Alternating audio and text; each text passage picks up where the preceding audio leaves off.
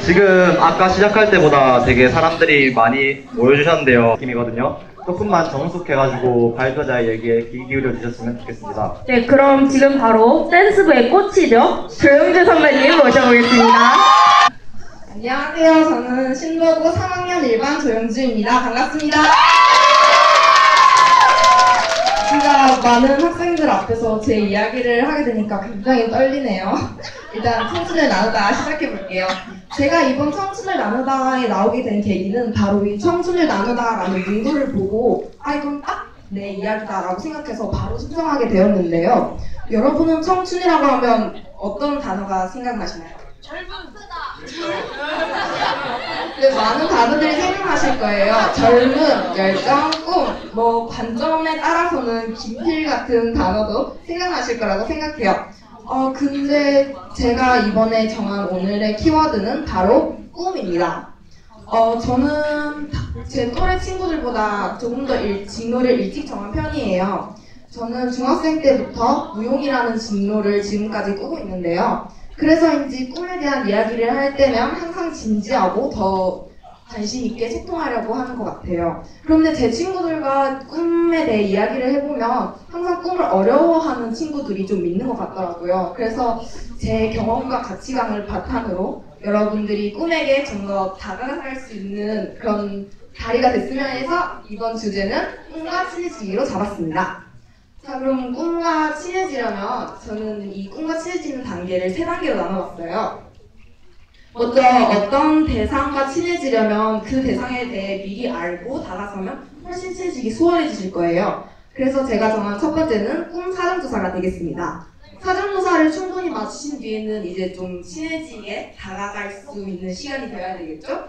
하지만 꿈은 먼저 다가오지 않아요. 그래서 저희가 말을 걸고 더 이렇게 친해질 수 있는 기회를 만들어야 된다고 생각해요. 그래서 제가 정한 두 번째는 꿈에게 손 내밀기가 되겠습니다.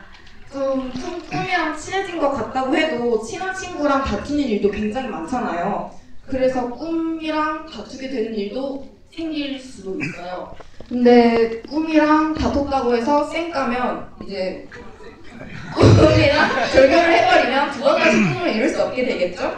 그래서 제가 정한 세 번째는 꿈과 하야게 되겠습니다. 자, 꿈 사전 조사를 시작하기에 앞서 여러분들의 꿈은 무엇인가요?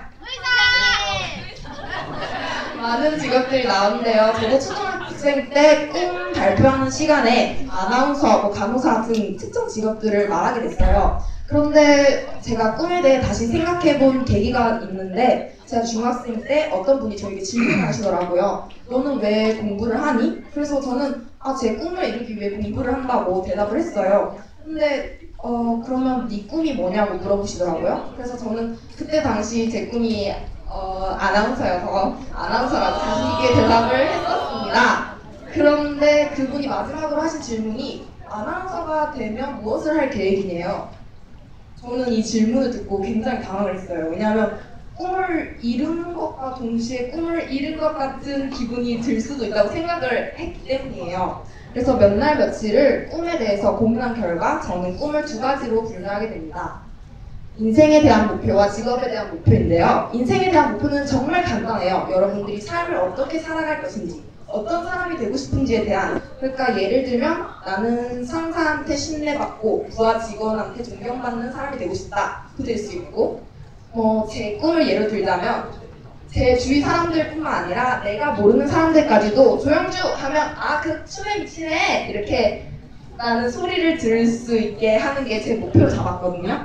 그러니까 첫 번째 인생에 대한 목표는 정말 간단하게 자신의 삶의 방식에 대해 고민하시면 돼요. 그리고 직업에 대한 목표는 여러분들이 다들 잘 아실 거예요. 자신이 잘하는 것과 좋아하는 것을 적절히 섞어서 정하시면 되는데요. 이때 주의하실 점이 정말 자기가 잘 해낼 수 있고 이 일을 하면 행복하겠다 하는 직업이 아니면 선택하지 말라고 저는 권하고 싶어요. 자기 자신에게 자신이 없다면 누가 자기의 꿈을 이뤄주겠어요. 그러니까 그렇게 가다가 죽도 밥도 안 될 것 같거든요. 그래서 저는 이 직업에 대한 목표는 신중히 생각하시길 바랍니다.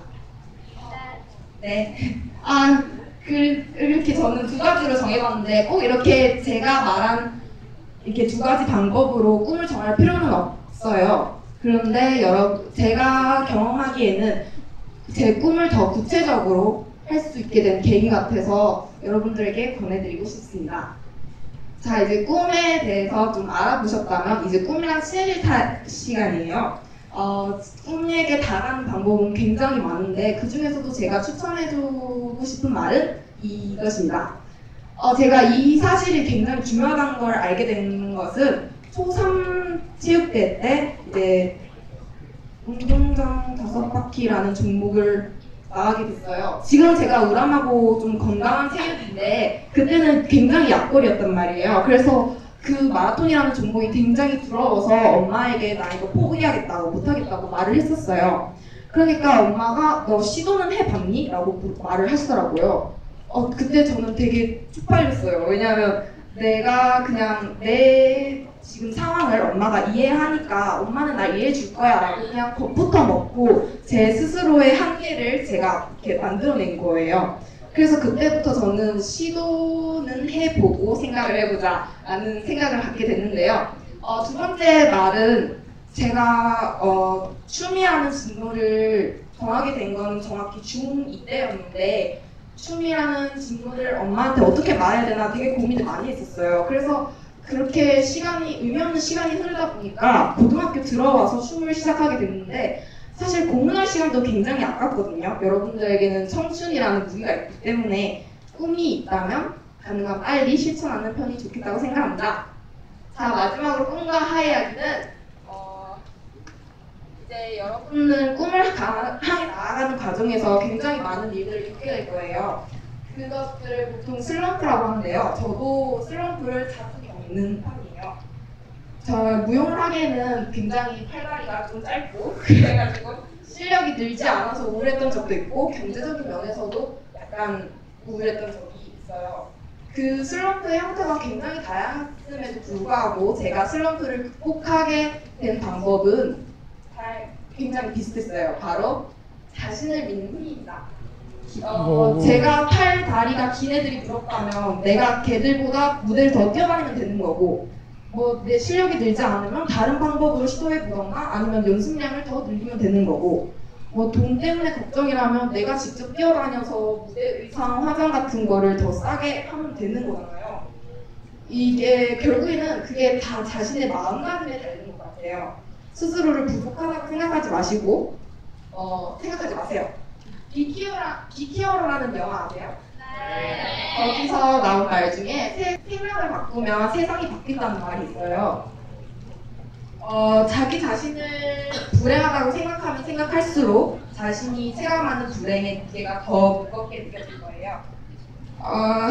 그러니까 내일은 잘 될 거라고 나에겐 자격이 있다고 믿으시면 좋겠습니다. 그러니까 제가 하고 싶은 말은 그냥 무조건 자신을 믿고 뭐든 부딪혀 보시면 아무리 힘든 시기라도 충분히 이겨낼 수 있을 거예요. 마지막으로 해드리고 싶은 말은 여러분들의 각각의 꿈은 굉장히 소중하잖아요. 그런데 그 꿈을 꾸는 여러분들도 소중하다는 걸 잊지 않으셨으면 좋겠어요. 굉장히 오글거리는데 이 말이 굉장히 해주고 싶었고요.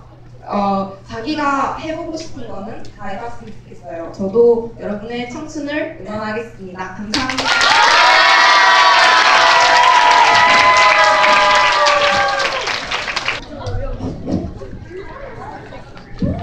네, 이렇게 청춘을 나누다 1부가 끝났습니다. 다음 주 금요일에 점심시간 오후 1시에 이 자리에서 청춘을 나누다 2부가 있을 예정이니까 많이 기대를 해주시고요. 신훈 씨는 오늘 강연 어떻게 보셨어요? 네, 저는 리나의 강연도 되게 좋았지만 저는 영주 누나의 강연이 참 좋았습니다. 저도 꿈과 하약이라는 파트가 정말 인상 깊었던 것 같아요.